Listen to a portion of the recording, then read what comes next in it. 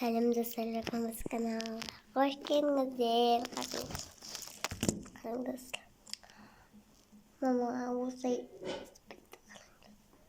төрт шаш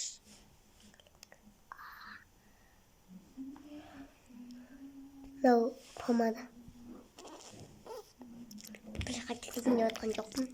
Үйде осылай жүргім келіп кетті.